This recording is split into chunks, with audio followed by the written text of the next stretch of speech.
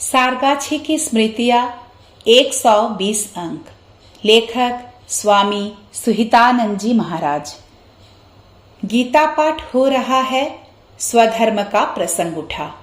महाराज, हम लोग इसको इस प्रकार समझ सकते हैं, सन्यासी हजारों असुविधाएं होने पर भी किसी भी स्थिति में गृहस्थ की तरह अपना चाल चलन नहीं करेगा। गीता में देखते हो ना, एक ही बात बारंबार आकर वही एक बात कहते हैं। किस प्रकार जानते हो? एक बार ऊपर से लालटेन लेकर आते हुए हमसे अपना अनुसरण करने को कहते हैं, कहकर फिर ऊपर चले जाते हैं।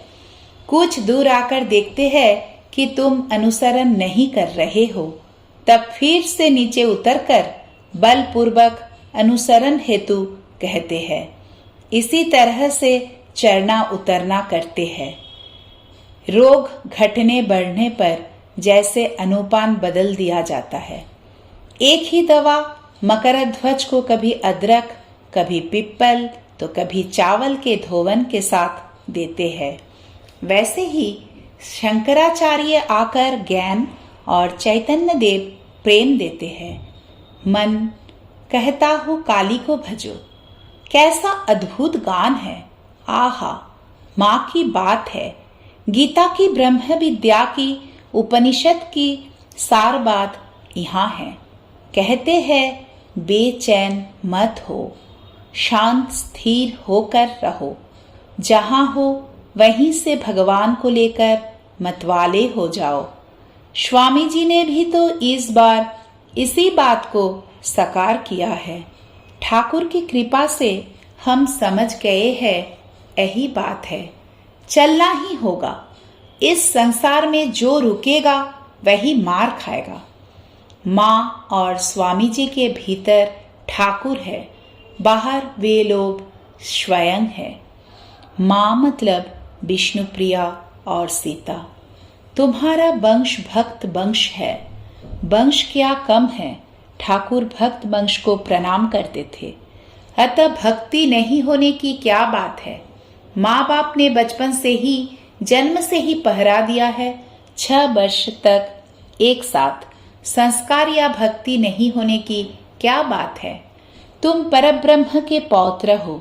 बीच में एक सोपान मात्र का अंतर है। चैतन्य देव के भक्तगण प्रबल यम नियमशील थे। रघुनाथ की जीवन शैली मानो पत्थर की लकीर थी। ठीक ठीक ब्रह्मचारी होने पर साधु जीवन बड़ा मधुर हो जाता है। चैतन्य देव के भक्तोगण ठीक ठीक ब्रह्मचारी थे। वे सभी लोग जापक थे। विष्णुप्रिया ने एक स्थान पर बैठे रहकर ही अपने विचार स्पंदन को विश्व भर में फैला दिया है। 25 अगस्त 1964। दोपहर में महाराज बहुत प्रफुल्लित थे, ठीक एक सुकुमार बालक की तरह। दिन भर सहस्य मुख, अत्यंतिक आत्मसमर्पण भाव, अपने कष्ट का भी ध्यान नहीं। सब कुछ तुम लोग जानो। दोपहर में भोजन के पहले उन्होंने औरुपो शायोरे भजन गाया। ध्यान में बैठे हुए मैंने सुना। सुनील महाराज ने ही उनसे आग्रह कर गवाया था। 26 अगस्त 1964। प्रातःकाल महाराज बहुत ही गंभीर थे। दोपहर में भी वैसे ही गीता पाठ प्रथम अध्याय से आरंभ हुआ। महाराज, प्रत्येक श्लोक के प्रत्येक शब्द, उसके अर्थ और अन्वय को टीका भाष्य नहीं इस तरह पढ़ो जिससे उस श्लोक को देखते ही अर्थ समझ में आ जाए। फिर एक बार अंतिम रूप से पढ़ो, तदुपरांत केवल दोहराओ। मनुष्य के 4 कोशों का विकास नहीं होने पर मनुष्य भोग ही कर सकता है। मुक्ति की तो बात ही नहीं है। अच्छी खाद्य वस्तु क्या है, कितना खाना चाहिए, इसे नहीं जानने से अधिक खाकर संभवतः वह पेट में रोग उत्पन्न कर देगा। श्री मां ने कहा है, एक व्यक्ति के प्रसाद नहीं ग्रहण करने पर ठाकुर उस पर नाराज हो गए थे। कुछ बातें बता रहा हूँ, इन्हें लिख कर रखो। क स्थूल शरीर में देह और प्राण है तथा सूक्ष्म शरीर में बुद्धि और मन है। ये सब एक साथ मिलकर ही सभी कार्य करते हैं। ख मृत्यु के समय स्थूल देह परा रहता है, सूक्ष्म देह जीव के साथ रहता है। पैर के बीज को देखकर ही सभी जीवों की जन्म प्रक्रिया समझी जा सकती है। मिट्टी में किसी तरह का बीज बोने पर, ध्यान देने पर सब समझ में आएगा। ग बच्चों के मन में उनके द्वारा देखे गए विषयों के चिंतन के अतिरिक्त अन्य विचार नहीं उठते। घ ईश्वर ने सभी जीवों को पृथक करके रखा है, इसीलिए किसी एक की मुक्ति होने पर सबकी मुक्ति नहीं होती। एक मैं अहंकार ही मृत्यु के समय सुप्त रहता है, फिर जन्म लेते समय वही जाग उठता है। 28 अगस्त 1964। महाराज आज से सुबह 5 बजे नाश्ता करके 5:30 बजे भ्रमण करने गए हैं। प्रातः श्री कृष्ण की कथा और दोपहर में गीता तथा अपरेश मुखोपाध्याय के श्री कृष्ण नामक नाटक का पाठ होता है। महाराज, मुझे लगता है कि अवतार पुरुषों के जीवन के आध्यात्मिक पक्ष को साधारण लोग कुछ भी समझ नहीं सकते, किंतु वे मनुष्य होकर आते हैं और मनुष्य के दुखों से व्यथित होते हैं और धीरे धीरे उनका उद्धार करते हैं। इसी पक्ष को मनुष्य समझ सकता है। इसी पक्ष से ही अवतारी पुरुषों को पहचानना सहज होता है। ठाकुर का शरीर महाभाव में दग्ध हो जाता था। ऐसा कहने से हम यही समझेंगे कि शायद उनके रोम जल गए थे।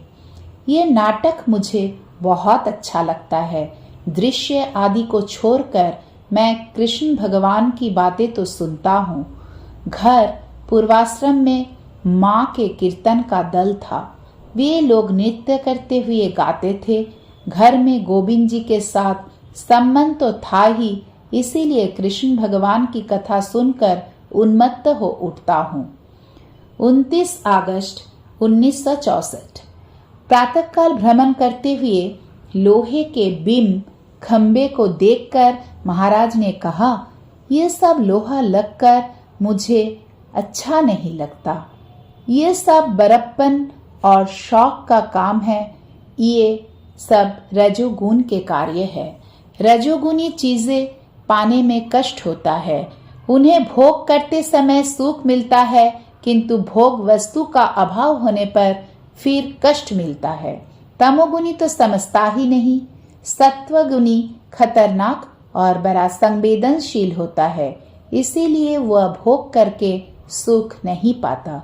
सन्यासी का गीत का पाठ हुआ। प्रातःकाल और दोपहर में श्री कृष्ण नाटक का पाठ हुआ। विगत 3 वर्षों से शरीर की अस्वस्थता के कारण महाराज की उंगलियां अकड़ जाती थी, जिसके परिणाम स्वरूप उनके द्वारा पत्र लिख पाना संभव नहीं था। उस समय उनका जो कुछ लेखन प्राप्त होता है उसे वे मुख से बोलते जाते थे और कोई उसे लिख लेता था। उनके हाथ की स्थिति इतनी खराब हो गई थी कि वे अपना हस्ताक्षर भी नहीं कर सकते थे। तब सेवक को ही कलम से हस्ताक्षर में प्रेमशानंद लिखना पड़ता था। 1964 ईस्वी के मध्य में उनके उस हाथ को सक्रिय बनाने का प्रयास किया गया। ये बात पहले कही जा चुकी है। इसके परिणाम स्वरूप दिनांक 28/8/1964 से वे जो पत्र लिखते थे उस पर सेवक के प्रयत्नों से किसी तरह अपना हस्ताक्षर करते थे। श्री रामकृष्ण, वाराणसी, 28/8/1964। प्रिय विष्णु, श्रीमान अब्जजानंद के पत्र से मुझे ये अवगत हुआ कि शिलंग के स्वामियों ने आत्मविकास को छपवाने की अनुमति उन्हें दी है। इस बारे में तुम लोगों को अधिक चिंता नहीं करनी चाहिए। आशा करता हूँ कि तुम्हारा शरीर और कामकाज सुचारू ढंग से चला रहा होगा। तुम्हारे छात्रों ने अमेरिका के चित्र और पत्रों को देखा है तो इसकी प्रतिक्रिया जानने हेतु हम सभी बड़े उत्सुक हैं। हम सभी पूर्ववत है। मेरा स्नेह शुभेच्छा जानना। इति शुभाकांक्षी प्रेमेशानंद। जय श्री रामकृष्ण।